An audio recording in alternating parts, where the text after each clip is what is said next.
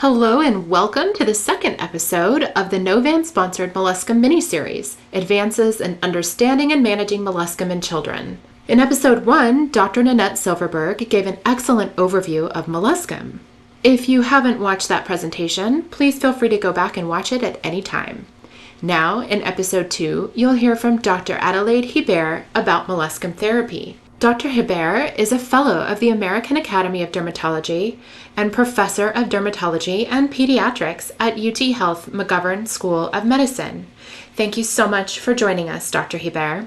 And I'll go ahead. I'm going to discuss molluscum therapy. I have done research with all the grant funds paid to the medical school. I want to disclose that. And I've also listed my disclosures where I did receive the honorarium. So let's talk about the history of molluscum. This was first described back in 1817. So this was Bateman who was responsible for that publication. Then Patterson, which we all know from our Derm Path, demonstrated the infectious nature in 1841. And somebody named Julius Berg proved the viral nature in 1905. So we've talked about molluscum and its commonality. Dr. Silverberg has put this together for us very effectively. We know it's about 1% of all skin disorders that are diagnosed. It does occur throughout the world. Dr. Silverberg has alluded to the fact that it's more prevalent in tropical areas. And then we can see it in kids in all ages, even after birth, but it is more rare if they're less than 1 year of age. And she alluded to the commonality of the skin condition in if they are, in children with close contact. We talked about swimming pools, so I'll let that construct stay. There's about 1 million cases diagnosed a year, so this is a common problem. I mean, we all see it in pediatric dermatology. We know that about only 15% come in for medical care. We don't know if they just treat it at home or they don't have resources to go to medical care, but we know that the result of not getting care is that these lesions continue to spread, and we certainly see molluscum almost daily in our clinic. We know that it's a common problem. And Dr. Silverberg alluded to the most common age groups being the 2 to 5 year old group. She talked about the auto inoculation, the fomites, the co-bathing, the direct contact, childbirth. We also know about the atopic dermatitis, the lack of treatment, and the sibling to sibling transmission. And we know that 42% of all patients spread the virus to a sibling. So we have to be aware of these factors when we talk about treatment. So we know that the most common place that patients may start is they stop by their pediatrician's office. And it's interesting, in a survey that was done, the most common prescription given by pediatricians is actually mupirocin. Dr. Silverberg outlined for us that not all these patients actually have a bacterial infection, and probably many of them don't need mupirocin, but the inflammation, particularly the botson, can be interpreted as the lesion being infected, and thus mupirocin is given. I do want to remind you that mupirocin has not been studied in clinical trials to treat molluscum, and I personally doubt it will have great efficacy. But do be aware that, as Dr. Silverberg alluded, these can become secondarily infected. We know about the impact of these lesions on children. I think sometimes it actually is more stressful for the parents. And again, these children often do not get invited to the sleepovers, swimming parties, or other events that they probably very much enjoy. So as Dr. Silverberg has covered a lot of this, I'm just going to leave this touched on very briefly. We know that the incubation period can be from 2 weeks to 6 months. We often ask the kids, did you go swimming in the summer? I work in Houston. It's very hot here. Swimming is a very common thing that children will do, and many of them have gone swimming. So we often try to think about that as a possible way that they might have caught it from a sibling or maybe a cousin, somebody spending the night, all those things. And molluscum, as Dr. Silverberg alluded to, can last up to 4 years if it's never treated. So keep that in mind. We talked also about the kids with eczema having, of course, a defective barrier, which renders them much more likely to develop the molluscum lesions and wart lesions and other viruses as well. So keep that in mind. The comorbidity molluscum in eczema patients is up to 80%. So again, broken barrier, perfect segue of that molluscum virus into the skin of a patient with atopic dermatitis. And if you think about evolution, why do patients have their molluscum lesions make their own dermatitis? Well, think about the best way to get into the skin is to break the skin barrier. So in evolution, those molluscum that were smart enough to invoke an eczema response, they were the ones that spread, they were the ones that proliferated. So it makes a lot of sense if you think about it simply as an evolutionary phenomenon. And that's what I tell my parents. Again, Dr. Silverberg has talked about the different types of molluscum. We haven't really studied this a great deal in terms of targeted therapy, but it is interesting that the common form is MC1 and the kind seen in patients with HIV is MCV2. We also see different forms in Australia and Asia, so be aware of that. And then epidemics can really occur, and you can have a lot of patients with molluscum in a very short time. We know that we can see widespread lesions, we can see persistent lesions, and we can see particularly resistant treatment lesions in those that are HIV positive who have low CD4 counts. And yes, we do see people with those low counts, even in this age, with very vibrant available therapies for HIV infection. Dr. Silverberg alluded to the birth canal transmitting this vertically. So keep in mind those lesions and a circular pattern on the scalp may indeed be molluscum. We have a number of reviews in the literature. I want to make you aware of these because these are so comprehensive and helpful. There was a review on perspectives, etiology, diagnosis, and treatment from 2019. There was also a recent article for therapeutic approaches and special considerations in drugs and dermatology in 2021. We also have a consensus, which this was really a great article. That's the most recent article, appeared in February of this year, looking at the evasion of immune surveillance. And Dr. Silverberg touched on this. And it's such an important construct because why are these lesions so doggone hard to manage? And really, as we know, the ability to evade immune discovery, we really do have a challenge on our hands to make these lesions more readily available to the immune surveillance system such that the body can take care of these. So the risk of transmission is high. We talked about scratching making it worse. We know bathing makes it more spreadable, as does sleeping together. Here we have our beautiful histopathology of a molluscum lesion, and every derm resident as early as the first year can recognize the Henderson-Patterson bodies, which are so characteristic of this condition. The CDC on its website actually talks about recommendations regarding swimming pools. It does say kids can go swimming. We think it may be transmitted at the swimming pool, but I don't think it's a good reason to necessarily keep these children out of their swimming lessons or their background pool or their neighborhood pool, because they're probably going to get it from somebody else. And again, in Houston, it's very hot. So we need these kids to be able to swim, and we need kids to learn to swim because drowning is still such a major cause of death during childhood, and we don't want that to happen. Dr. Silverberg has alluded to transmission. She's talked about equipment. She's talked about pools. She's talked about fomites. So I'm going to let that rest. We don't have a perfect treatment at this time available to us.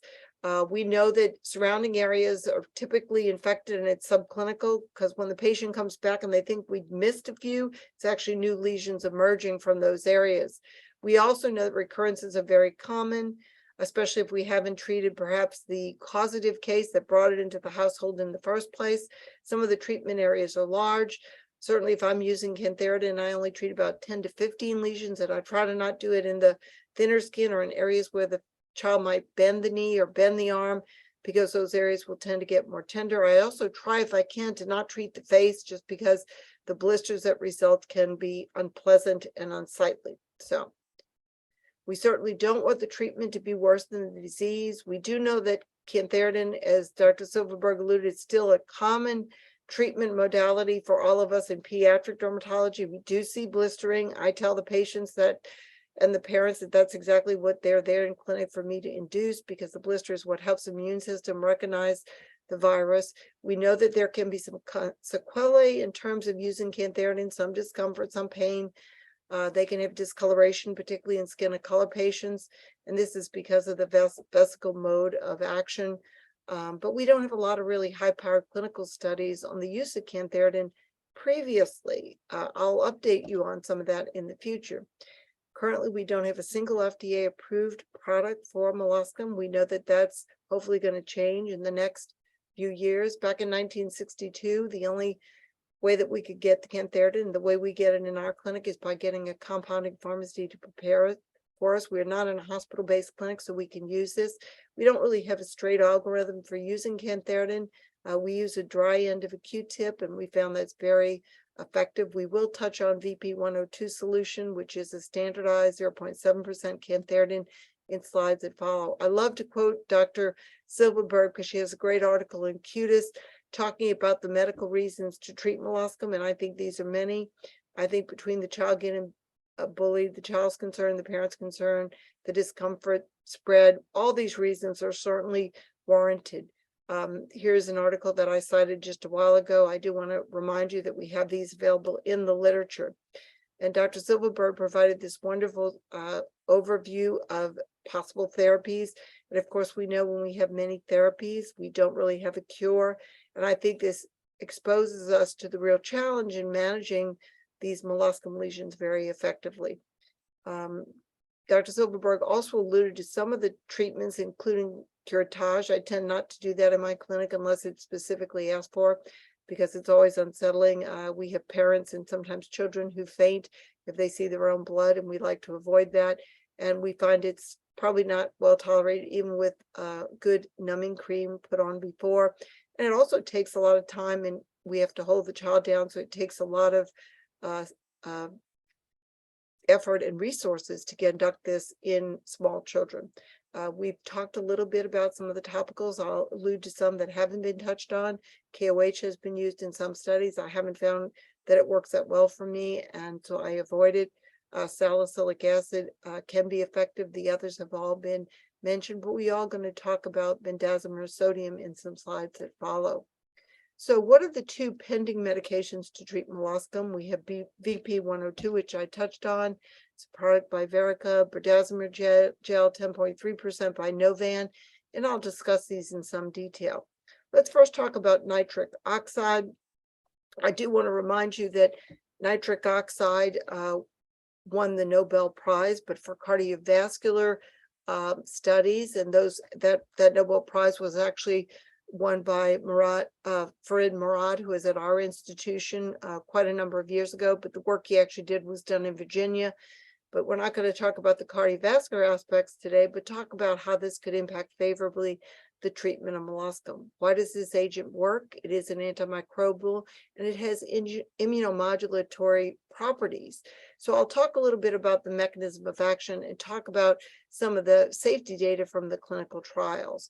We know that nitric oxide was recognized by Science as a breakthrough of the year in 1992. I talked about Dr. Murad's Nobel Prize in Medicine for Cardiovascular Disease in 1998. There have been lots of peer-reviewed manuscripts that deal with this. Again, it's antibacterial, it's antifungal, and it's antiviral. We know that it reduces key inflammatory mediators, including cytokines and chemokines. It does inhibit T cell proliferation, and it modulates the apoptosis of key immune cells. So it's part of the natural immune response against microbial pathogens, and thus it really serves also as a key regulator of inflammation. So we know that nitric oxide works on the blood vessels and vascular tone. We're going to focus on the immune modulation because it really does have the potential to favorably affect many things we manage in atopic dermatitis. We know that nitric oxide is not necessarily considered a stable molecule. So the challenge was to develop a product where we could have the proper release and the safe release of nitric oxide such that patients could benefit from it, and it would stay within the correct webbing, if you will, of the property I'm going to discuss next. And we know that this is a new chemical entity. It was developed with a time-released capability in the vehicle. This would allow us to really use this product in a very safe and effective manner. It also has a good pH-controlled hydrolysis that allows the release of the nitric oxide, and it's a very nice balanced product that with good aesthetics. So we'll touch on that. Again, it is a nitrosyl platform. That's part of the solution that it's mixed in. So I want to make you aware of that. Over 4,000 patients have been treated with this particular product in clinical trials. And because we know 6 million Americans suffer from molluscum each year, it certainly is apropos to try to get a product that would allow us to give safe and effective treatment within the clinic.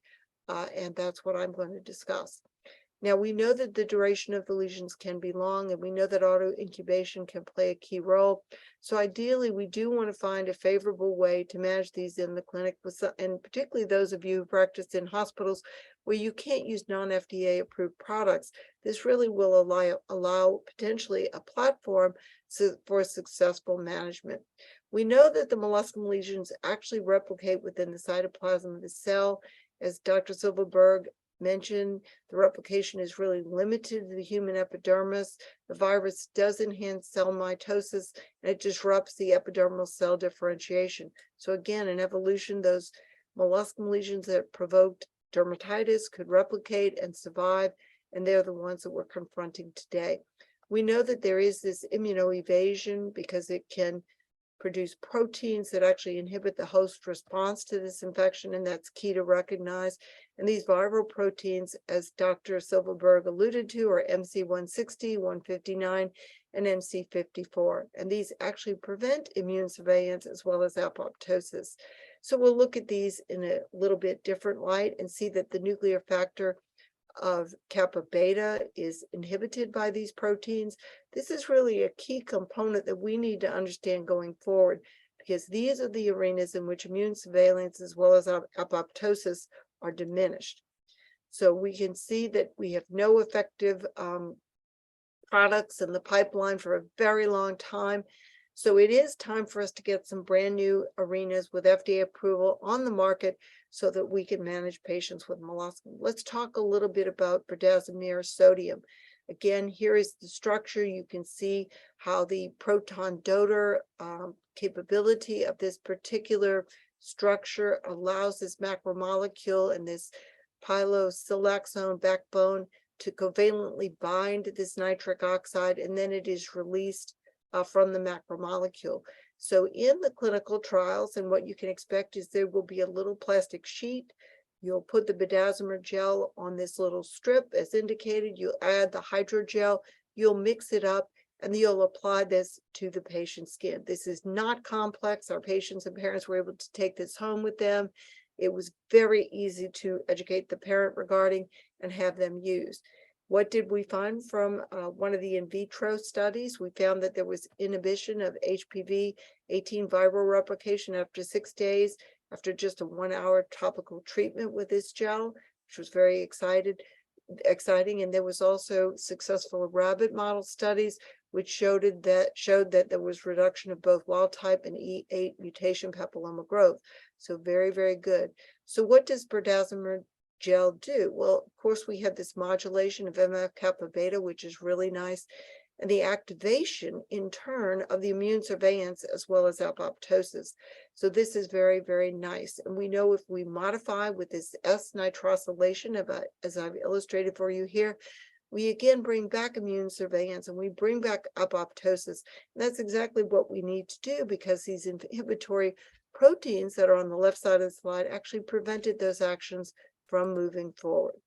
So again, what is S-nitrosylation? Well, here we see that the nitric oxide actually binds to a sulfur group on a protein, and then this action can modify various proteins, both in cell signaling, in the conformational change of key proteins, in cell death, cell survival, as well as viral inhibition. We'll touch on our publication related to the Be Simple 4 clinical trial. It was an add-on trial because we didn't have all of our first 2 pivotal trials reach complete success in reaching the primary endpoint. So this study was added. It was a very large study. And here we had a very good outcome. Male and female patients were enrolled. They had to have 3 to 70 lesions at baseline. And we did study both primary endpoints as well as safety measures through week 24. We had a large enrollment, both on the vehicle gel as well as on the active portion of the study.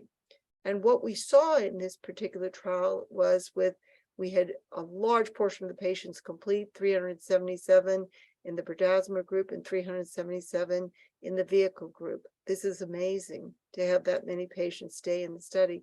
pretty even distribution of male and female. We did have mostly Caucasian patients, as occurs in so many of the clinical trials we participate in. We did look at the BOTS sign in this particular trial, which is what we didn't do in the first two trials, but I do want to make you aware of that. So again, this was published in JAMA Dermatology, a very great paper looking at efficacy. You can see that there was a superior response in the orange bar graphs for berdazimer gel at week 12, but notice that there was statistical significance noted as early as week 2. We also saw at some of our secondary endpoints, there was better clearance if the patients were randomized to berdazimer as compared to the randomization to the vehicle gel, and over 90% clearance, again, outperformance in terms of berdazimer compared to the vehicle gel with statistical significance. We did also see a greater drop in lesion count if they were randomized to berdazimer gel, as illustrated in this particular slide. So again, looking at the publication JAMA Dermatology, we just want you to be aware of this. Adverse events and of transient nature were actually very mild for the most part. Some were just a little bit of irritation, application site pain, and some dermatitis did develop in the berdazimer group.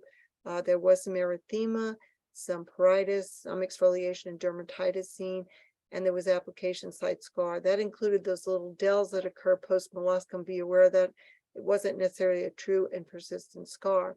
So looking at the erythema by weeks, it did diminish over time, and that was good.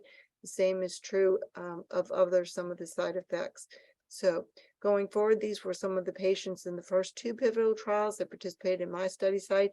This, although it may look red and itchy, it was actually very well tolerated. We certainly didn't see parents want to discontinue. They were very happy with the results, and they felt that indeed the drug worked because they saw the evidence based on this response. So be aware of that. There were some localized skin reactions which can occur with any topical. We don't mean to trivialize that, but we want to make you aware. These are some of my patients from the clinical trial. Again, this usually did indicate that the patient was going to be a good responder. It was not considered an adverse event in all aspects because it did pretty much predict who was on the real product and who was going to get better. So again, large cohort of patients enrolled in this particular clinical trial. The primary efficacy and safety landmarks occurred at 12 weeks. And while we don't know the exact mechanism of molluscum treatment with berdazimer, we know that these patients did well and did stay in the study and were successfully treated. And this is just a follow-up, so you can see, again, very nice outcome, a little bit of decreased pigment, but that goes away. It's just a little bit of post-inflammatory change. So again, the Be Simple trial was very, very effective. I'll touch on briefly in the minutes that remain VP106. This is cantharidin. This comes in a small crayon-like plastic applicator. You can put it on in the clinic. It does have cantharidin as the active ingredient. It does have this little purple color, so you can see where you've already applied it. And they do have a bittering agent, so the child will not tend to want to put the lesions on the hands into the mouth. And again, you can see where you've applied it. This was also a multi-center trial. I did not participate in this particular trial, but they wanted to see how many patients got to clearance by day 84. They had to have a certain number of lesions in order to be eligible. Many of the patients did have previous treatments for atopic dermatitis. And as you know, many of the patients had atopic dermatitis. We did see complete clearance and more patients enrolled to the VP102 than the patients enrolled on the vehicle of this particular drug. Now, we also saw quite a bit of change over time in terms of molluscum count, and I wanted to illustrate that again, the VP106 outperformed the vehicle virtually in all recorded study data at these various dates in this clinical trial. We did have some application site vesicles. That's not surprising because this is cantharidin. There was some pain, pruritus, some erythema, discoloration, dryness, edema, and erosion. But again, we're not surprised if we're using a cantharidin-based product. We did see some vesicles. I want to mention that. Low discontinuation rate, even if they were on the VP102 portion of this clinical trial. We did see good clearance of the lesions in the course of this trial, which was 84 days. Again, VP106 outperforming the vehicle and better 90% clearance if they were on the true product as opposed to the vehicle alone. We know that we can have autoinfection, we can have reinfection. We've talked about these, so I'm going to go on. Most patients have 10 to 30 lesions. I'll just mention that. We've talked about the impact on the social aspects of the child's life. I believe there is good reason to treat molluscum. I know when parents come with their children to my clinic, they do want treatment. They don't want to be told, let's just watch it. They've already heard that from their primary care physician, and they are here for treatment. So try to limit spread as best you can. Try not to get the patients bathing together. I think they can go swimming. I think it's hard to prevent the kids from taking those lessons. So we do encourage those things. We do believe some lesions can scar. Dr. Silverberg touched on that. There's a lot of parental psychological stress, the discoloration of the skin, and of course, we don't want these lesions to get secondarily infection. I think that I'll go ahead and stop here. Thank you for your time and attention. Thank you so much for tuning in to episode 2 of the Molluscum miniseries, Advances in Understanding and Managing Molluscum in Children. Thank you so much to Novan for sponsoring this program and to Dr. Hebert for her amazing presentation. The series continues with episode 3, which is a combined question and answer session with Dr. Nanette Silverberg and Dr. Adelaide Hebert. If you have additional questions about this program or these presentations, please email us at info@pediaresearch.org. And you can find additional resources on our webpage at www.pediaresearch.org.